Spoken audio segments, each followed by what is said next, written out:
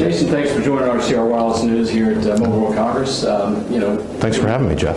When you and I met in Stockholm, and we did a couple videos together, when I got back, a friend of mine in Silicon Valley called me and said that Jason Hoffman was the proverbial rock star in cloud computing, and was really a transformative type figure. What in your background kind of sets you apart and prepares you for what you're doing at Ericsson? Well, I think part of it was I've always been a highly sophisticated user of these types of technologies. So, I started my career out as a scientist, using computers to do large-scale science. And, I started my old company at about the same time that we were making the 32 to 64-bit transition. And it was pretty clear that that just opened up a world of possibilities. And then, in the Bay Area, I was lucky enough to be around a lot of the emerging hyperscale providers and started a cloud very early on and so on like that. The issue is, I feel a little awkward being called a rock star or a pioneer or anything, or guru or the like. Largely because, if you stop and you think what a pioneer story is, usually we're stupid enough to get, in a wagon and go across an area with your family, and you end up eating your neighbors during a bad winter, and gurus do all. It's one of these funny things. I came to Ericsson about 14 months ago, and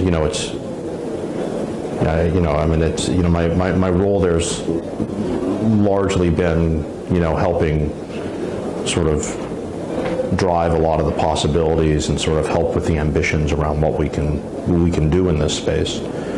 Ericsson for many years has been a provider of large-scale network infrastructure. And if you stop and you think about what's been built on, say, the radio side and the mobile network side, you're talking about a company that's managed to deploy out millions of points of presence in 180 plus countries, and is really responsible for what is the world's largest, most distributed, at-scale, secure infrastructure. There's not a lot of technologies where you walk into a store and buy something and walk out and it just works, and then you can go anywhere in the world and it just works. And a lot of what I realized there was, if we just sort of took the network word and dropped it and just said infrastructure, that Ericsson's a very strong infrastructure company, and I've been trying to sort of round out the compute and data side of it. Now, of course, it's not been just me. I've been just more of a brought in some outside expertise and been trying to sort of catalyze a few things. I think what I've found really encouraging about the company is just how many really phenomenal people there are in the company. If you take like the hardware platform that we just announced with Intel today, the hardware team that we brought together within Ericsson of a lot of longtime Ericsson people is by far one of the best hardware teams I've ever worked with. So there's just a phenomenal, very experienced group of people within this company that knows how to do infrastructure, and I've just been trying to broaden that view a little bit. Well, we do a couple short segments because it makes it easier to upload things.